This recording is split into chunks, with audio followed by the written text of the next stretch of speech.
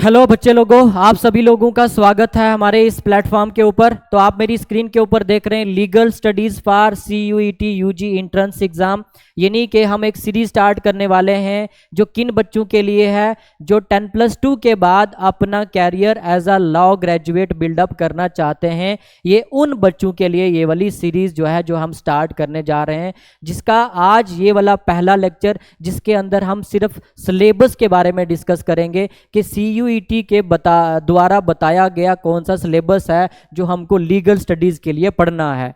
अब जिन बच्चों ने ऑलरेडी अपना साल ड्रॉप करा हुआ है उन बच्चों के लिए भी ये जो सीरीज़ है काफ़ी ज़्यादा फ़ायदेमंद साबित होगी। देन उसके बाद जो बच्चे अभी एग्ज़ाम दे रहे हैं, एग्ज़ाम देने के बाद ये सोच रहे हैं कि उनको अपना career as a law graduate जो है, लॉ के अंदर जो है अपना कैरियर को बनाना है, तो उन बच्चों के लिए भी ये सीरीज़ काफ़ी ज़्यादा फ़ायदेमंद होने वाली है।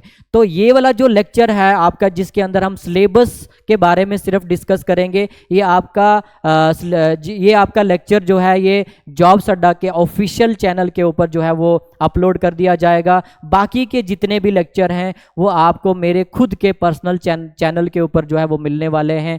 तो इस वीडियोस के डिस्क्रिप्शन में जो है मेरे चैनल का लिंक आपको मिल जाएगा, वहाँ से जा करके आप फॉलो कर सकते हैं। देन आपको बाकी के सारे लेक्चर वहाँ पे मिलेंगे। ठीक है, हर दिन हम जो है एक एक दो दो तीन तीन लेक्चर जो है वो करेंगे, ताकि जल्दी से हमारा ये जो है सिलेबस कंप्लीट हो और विद बड़ी बेसिक से जो है डिस्कस किया जाएगा। एक एक टर्म को जो है डिस्कस किया जाएगा। बिल्कुल भी आपको घबराने की ज़रूरत नहीं है, टेंशन लेने की ज़रूरत नहीं है। ये हमारी जिम्मेदारी है कि आपको लॉ करवाएंगे। ठीक है, गवर्नमेंट इंस्टीट्यूशन के अंदर आपको एडमिशन दिलाएंगे। ठीक है, चलिए, तो आज के इस लेक्चर के अंदर हम क्या देखने वाले हैं, हम ये देखने वाले हैं कि हमको कौन से सिलेबस को पढ़ना है, कौन से सिलेबस को पढ़ना है लीगल स्टडीज़ के। अब जो बच्चे भी फॉर्म फिलअप करेंगे वहाँ पे आपको 3 सब्जेक्ट का रिक्वायरमेंट होगा लीगल स्टडी, मतलब कि लॉ में ग्रेजुएशन करने के लिए आपको 3 सब्जेक्ट का रिक्वायरमेंट होगा। एक तो होगा आपको GT का, जनरल टेस्ट का। ठीक है, उसका सिलेबस जो है ऑफिशियल वेबसाइट CUET के ऑफिशियल वेबसाइट के ऊपर पड़ा हुआ है, वहाँ पे आप डाउनलोड कर लेंगे। अगर नहीं मिलेगा किसी बच्चे को तो कोई बात नहीं, वो भी भेज दिया जाएगा। ठीक है, उसके लिए एक ग्रुप बना लेंगे हम, उस ग्रुप में आपको जो है उस टेलीग्राम जो है आपका चैनल बना लेंगे, उसमें टेलीग्राम चैनल में आपको जो है PDF जो है शेयर कर दी जाएगी। देन उसके बाद इंग्लिश पढ़नी है आपको। ठीक है, लैंग्वेज में आपको एक इंग्लिश का टेस्ट देना है, GT का टेस्ट देना है, जनरल टेस्ट देना है, और तीसरा आपको लीगल स्टडीज का टेस्ट देना है। अब सिलेबस क्या है, तो सिलेबस आपका 12th क्लास का सिलेबस है। ठीक है, तो मेनली आपके JK बोस एजेंट के बोर्ड ऑफ स्कूल एजुकेशन के अंदर लीगल स्टडीज आई थिंक है या नहीं है, आई डोंट नो। ठीक है, आपको कौन सी बुक खरीदनी है, आपको CBSE की बुक खरीदनी है, CBSE लीगल स्टडीज की बुक खरीदनी है। अगर मार्केट में मिलती है तो ठीक है, नहीं मिलती तो ऑनलाइन आप ऑर्डर कर सकते हैं। आपको जो हम आप अपना टेलीग्राम चैनल बनाएंगे वहाँ पे आपको PDF शेयर कर दी जाएगी, तो आप वहाँ से प्रिंट आउट भी करवा सकते हैं। ठीक है, चलिए, तो जो आपका ऑफिशियल सिलेबस है जो CUET के वेबसाइट के ऊपर हमको लीगल स्टडीज़ का मिलता है, वो कौन सा सिलेबस है। इस लेक्चर के अंदर हम उस सिलेबस के बारे में थोड़ा सा देखेंगे।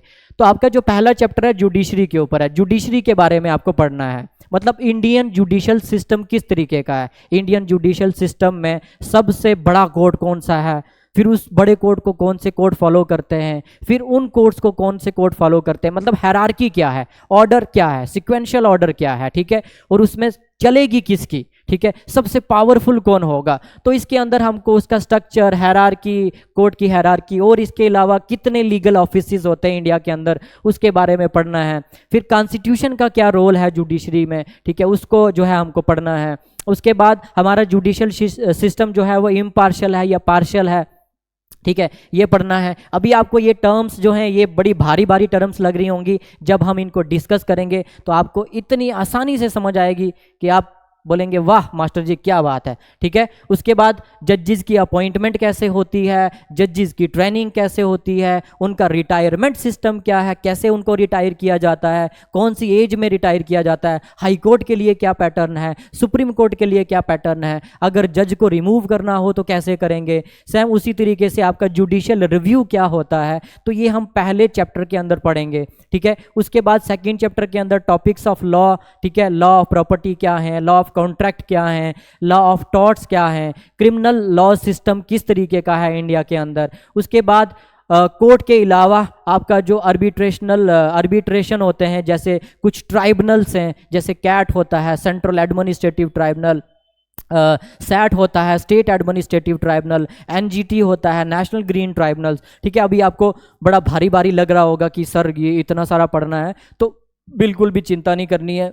एकदम आपको इस तरीके से पढ़ाया जाएगा कि आपको हर एक चीज़ आराम से जो है समझ में आती चली जाएगी। ठीक है, तो तीसरे में हमको arbitration, tribunal, adjudication and alternative dispute resolution को पढ़ना है। और क्या हमारे पास अल्टरनेट क्या है डिस्प्यूट को सॉल्व करने का, मसले जो हमारे पड़े रहते हैं। ठीक है, सिविल मसले हो गए, क्रिमिनल मसले हो गए, और इनको हम हमारे कोर्ट के अलावा हमारे पास और क्या सिस्टम है जिसके अंदर हम अपने मसलों को सॉल्व कर सकते हैं। क्या वहाँ पे हम अपने क्रिमिनल मसलों को ले जा सकते हैं या नहीं ले जा सकते, तो इसके अंदर हमको मेनली उस चीज़ को देखना है।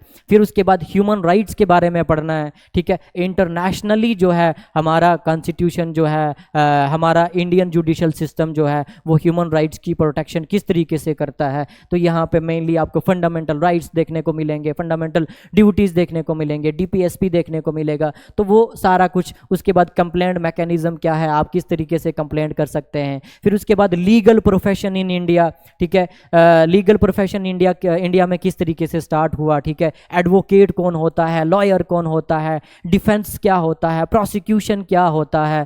ठीक है, उसके बाद आपका प्लीडर क्या होता है, सॉलिसिटर क्या होता है, बैरिस्टर क्या होता है। तो ये सारा आप इस चीज़ के अंदर जो है वो देखने वाले हैं। उसके बाद लीगल सर्विसेज जो हैं वो किस तरीके से आप जो है दे सकते हैं। जैसे मान लो मैं कोई आपकी कंपनी खोलता हूं, तो उस कंपनी में मैं किस तरीके से सर्विस प्रोवाइड करूंगा लोगों को। सो अगर आप एक लॉयर बन जाते हैं, आप एक एडवोकेट बन जाते हैं, तो आप अपनी सर्विस किस तरीके से लोगों को प्रोवाइड करेंगे। सो इस चैप्टर के अंदर हमको ये सब देखने को मिलेगा, ये हमको पढ़ना पड़ेगा। देन उसके बाद आपको इंटरनेशनल कॉन्टेक्स्ट, यानी कि हमारा जो जुडिशल सिस्टम है, हमारा जो लीगल सिस्टम है, वो हम इंटरनेशनली हम किस तरीके से देखते हैं, इंटरनेशनल मसलों को किस तरीके से सॉल्व करते हैं। ठीक है, वो इसके अंदर आपको जो है वो देखने को मिलेगा।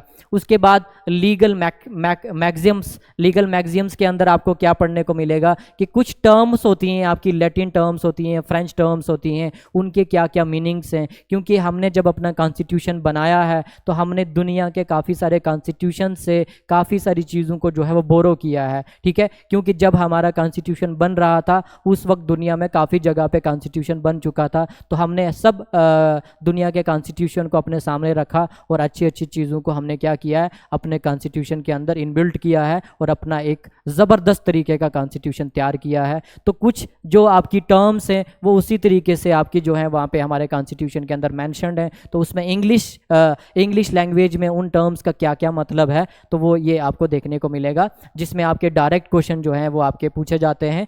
तो बड़े ही आसानी से जो है हम इस सिलेबस को करेंगे और बेसिक टर्म्स को जितनी भी टर्म्स हैं उनको आपको बेसिक वे के अंदर जो है डिफाइन किया जाएगा। बिल्कुल भी भारी भारी वर्ड यूज़ नहीं किए जाएंगे। ठीक है, बड़े आराम से जो है आप इन चीज़ों को समझ जाएंगे, तो टेंशन नहीं करने का। ठीक है, चलिए, तो आज के इस लेक्चर के अंदर सिर्फ आपका सिलेबस का मेरे को बताना था। देन आपके जितने भी और लेक्चर हैं आपको वो कहाँ पे मिलेंगे, मेरे खुद के चैनल के ऊपर मिलेंगे। और आपको कहाँ से मेरे चैनल का लिंक मिलेगा, इसी चैनल के इसी वीडियोस के डिस्क्रिप्शन के अंदर आपको मेरे चैनल का लिंक मिलेगा। वहां से जाकर के आप लोग फॉलो करेंगे और जो बच्चे जो है तैयारी कर रहे हैं उन बच्चों को जो है आप फॉरवर्ड भी करेंगे आगे, ताकि वो भी आपके साथ जो है इस कंपटीशन के अंदर शामिल हो सकें। ठीक है, चलिए, तब तक के लिए खुदा हाफिज, रब राखा।